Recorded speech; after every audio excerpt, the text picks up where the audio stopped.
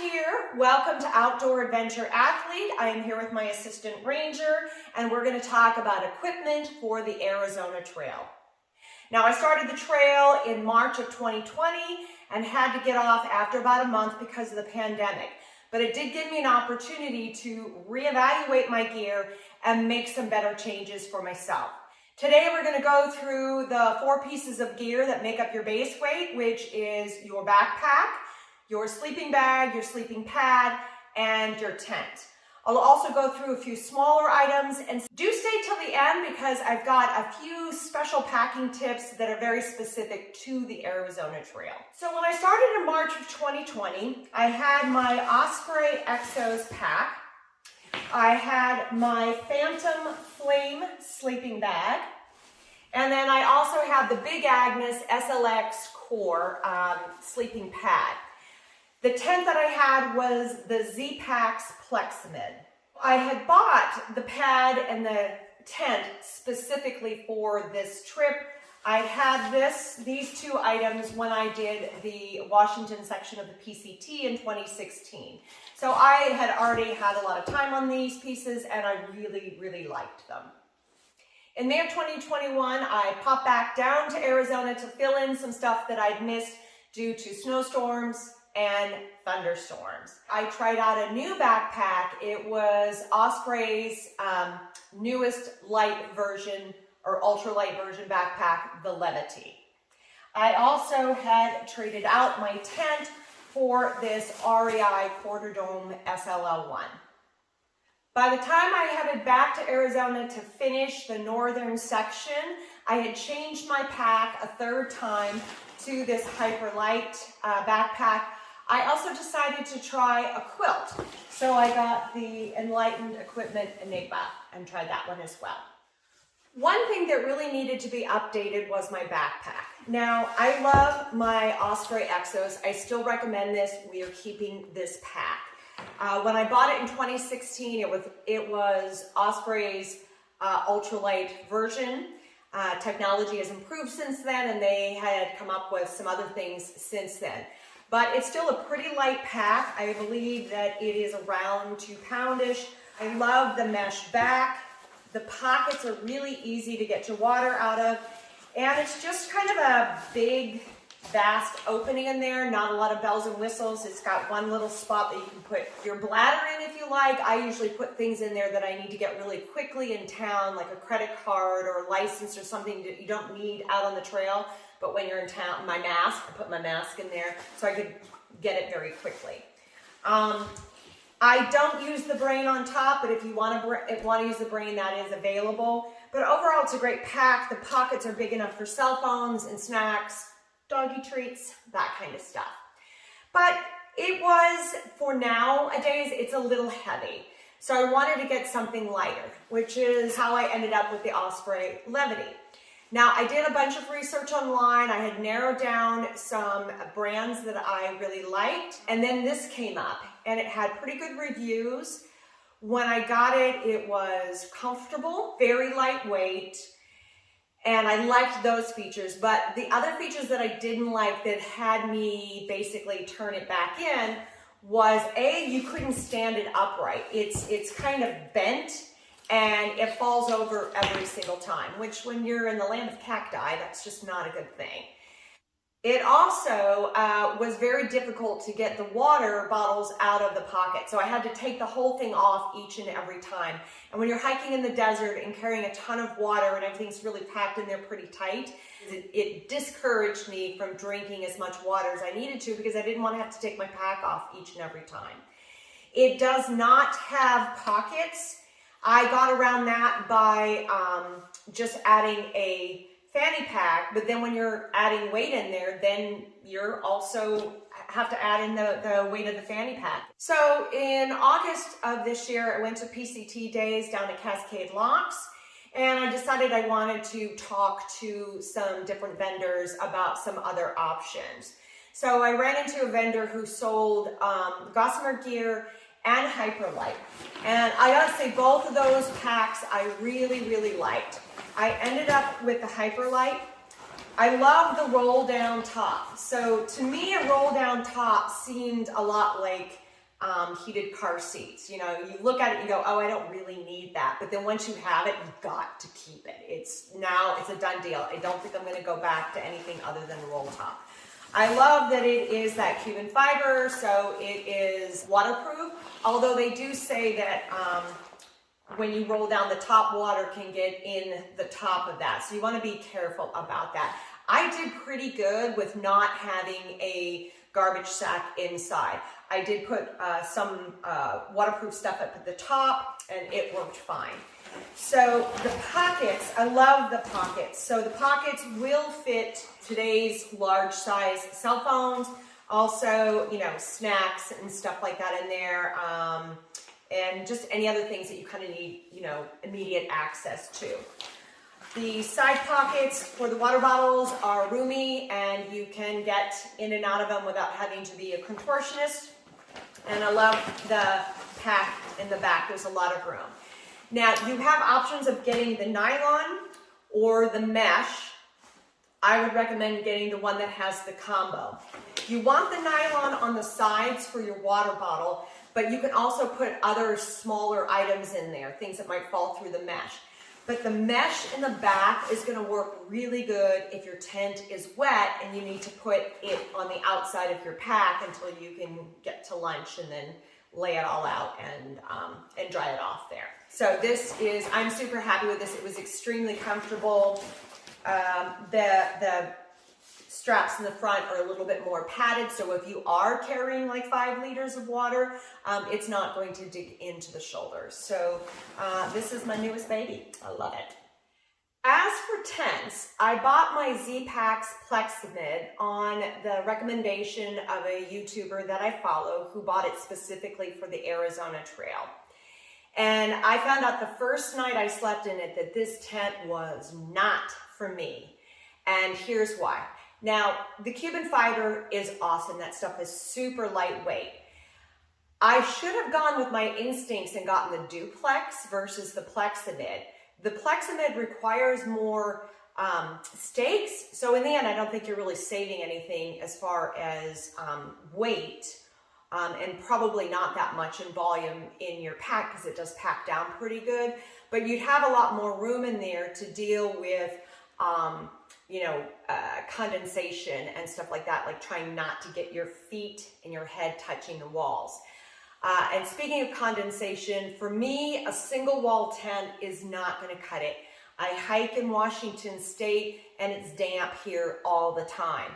So having the double wall tent just keeps everything really super dry inside, and then it's just my rain fly that's actually wet, and that I can shake out and throw in the back of my pack. In addition, I like sleeping out under the stars and looking up at the sky. I'm not really big into cowboy camping because I don't like bugs and critters crawling all over me, but this allows me to lay in my tent and look up at the sky, and that is one of my favorite things to do. This whole tent is 88 inches in length and about 35 inches at the head, 27 at the foot. So I fit my sleeping bag in there and then my pack at the top. And so I can actually get everything inside that I want to. I usually don't bring my shoes in, although I did when it was freezing and snowing in Arizona. Also, the whole thing only weighs 1 pound, 15 ounces, and that includes the poles. So I know using a hiking pole in a single wall tent is a huge plus for a lot of people because it does save on weight. But these things are less than a pound. It's all attached, and basically I just toss it out there and the whole thing just goes in super easy, super fast.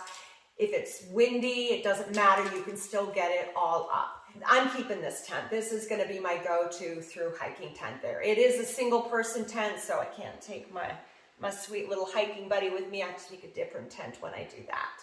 The bag I've been using for the past 5 years is the Mountain Hardwear Phantom 15 degree bag. I love this bag. I'm keeping this bag. It keeps me really warm. It's a 15 degree bag. I tend to sleep pretty cold.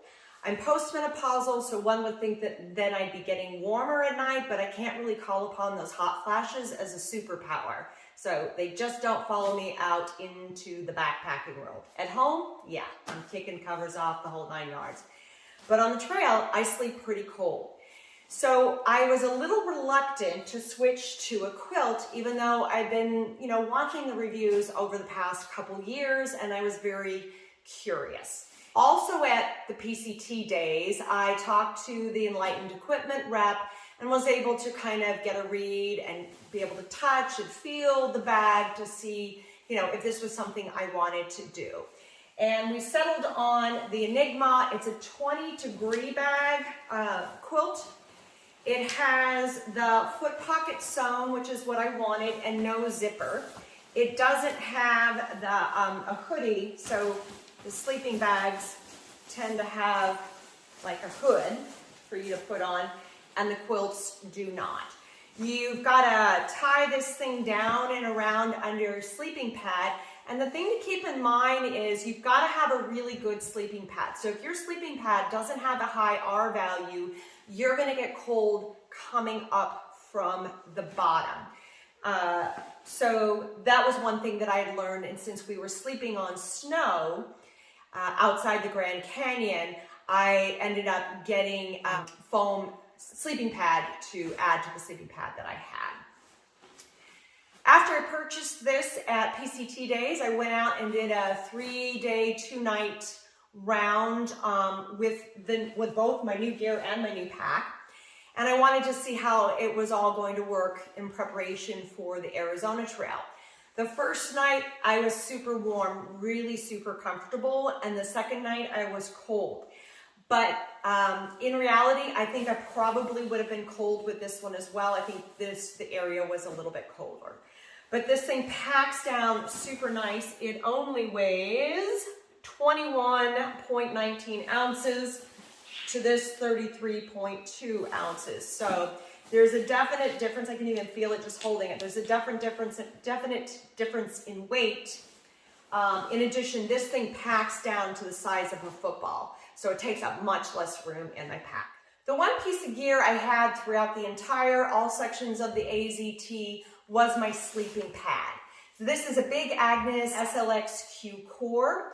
I got this in 2019, but it's the 2018 model.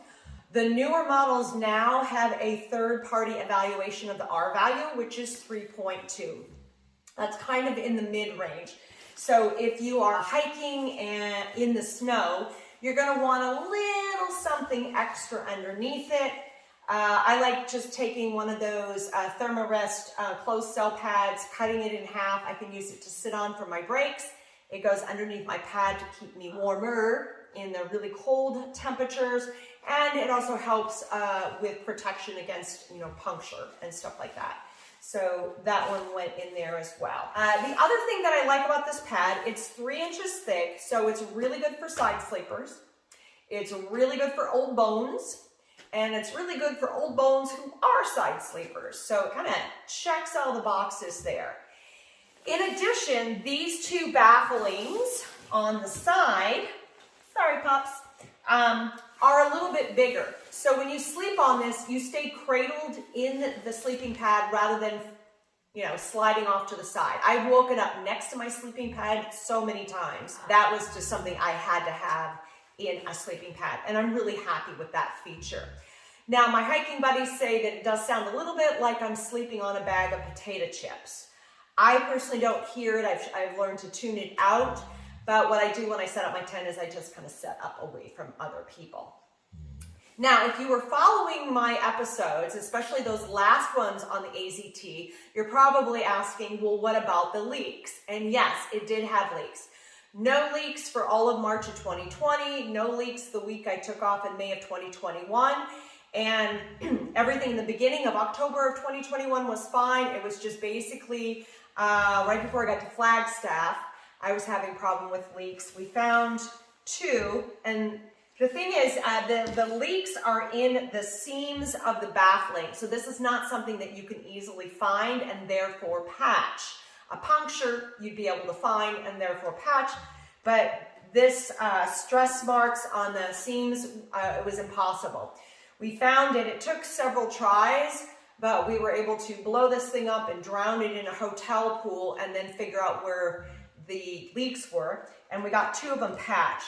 But several more showed up afterwards. My husband took it to the dive shop and sprayed it down like we do for dry suits to figure out where the leaks are coming from.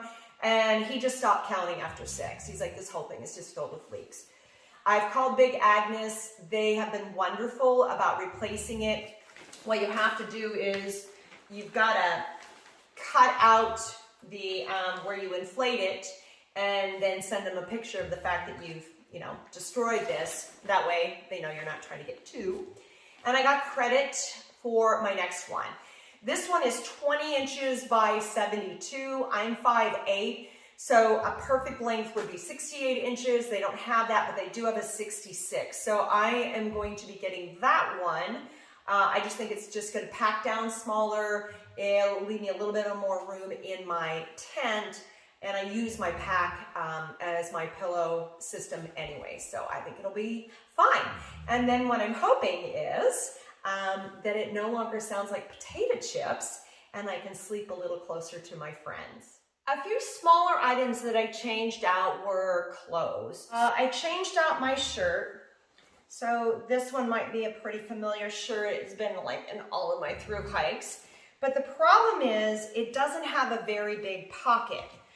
I carry an iPod Classic. I know that makes me super old. I'm super cool because I listen to vinyl, but I'm super old because I listen to an iPod Classic. But I can fit all of my music on here, and I like to keep my phone strictly for the GPS app and for taking pictures and video. So with my regular REI shirt, this didn't fit in here properly, and I think I ended up busting the zipper. So I wanted something with bigger pockets, mostly for the iPod Classic, but for anything else. So this shirt, which is still an REI shirt, but has a much bigger pocket in here. I was ready to get a male shirt because I think a lot of women's clothes don't have big pockets and men's clothes do, but they were able to have a good female shirt there. And I like that. It's got some panels made of a different material that are really good for absorbing side sweat and that kind of stuff. The other thing I changed out was my puffy. They look pretty similar, but this one is an 800 fill, and this one is like 600 or 650. So this one was considerably warmer. It is puffier, but again, because I was so cold in Arizona, it was just important for me to get as much warm clothing down there as I possibly could. I still use this one. This is what I walk my little puppy in. The other thing that I did was I hiked in shorts. I did zip-off pants in March of 2020, and I mostly kept the bottoms on just because there was so much stuff just grabbing at your legs. So I took a big chance when I said I was gonna hike in shorts. But I hiked in shorts that are just shorts, not zip-offs. So the problem with the zip-offs is that the zipper really tightens the leg. And if you're taking big step-ups, which you will do a lot of in Arizona, that zipper makes it hard to get your leg up high enough. So this was just much better. Now, as it turned out, I kind of needed long pants when I was there in October of 2021 because, we had all that crazy weather, and I probably would have been better, whether it was snow, rain, wind, or even sun, I would have just been better off with long pants. That brings me to some final packing tips specific to the AZT. Now, you've probably heard the saying, you pack your fears, and I would have to say, based on what's in my pack, my fear has been running out of food. I usually have tons of food left over when I get into town, and then when I get my resupply box, it's got way too much food in there. But now I've got a new fear, and that is freezing to death. In the future, I am probably going to be packing more warm stuff. And I would recommend for those that are doing the Arizona Trail to also pack more warm stuff. We tend to focus more on the fact that we think we're going to get too hot. And if you tend to run hot, that is a very real scenario. But in the end, those cold temperatures that start in like at 4 o'clock are really grueling and can be super uncomfortable at night. It's much better for you to pre-plan and take, those woolies that you have that are lightweight and packed down tight than to try to call a spouse and direct them to that one corner of your dresser to get something specific, and then what they send you was exactly not what you wanted. Or trying to buy something at Walmart or the dollar store and all they have are really gigantic puffy things. As a matter of fact, it was so cold by the time we got into Flagstaff that everybody had done a run on Walmart to get woolies, and there was nothing left. I had a choice between an extra small and an extra, extra large. So that was not something you want to run into. Thanks so much for watching. I hope Ranger snoring wasn't too loud during this episode. This wraps up my Arizona Trail adventures, but it is not the end of Outdoor Adventure Athlete. I look forward to bringing you more entertaining and useful content, whether it's fitness, Pilates, more hiking adventures, hiking with chronic conditions or injuries. And if we can get back to some international travel, we'll get the scuba videos back as well. Let me know in the comments below what you'd like to see to help you with your next outdoor adventure. Thanks a lot. If you've got any value out of this video, I humbly request that you subscribe, hit the thumbs up, share it, comment below, all those things that kind of spark that YouTube algorithm there. And I will see you on the next outdoor adventure.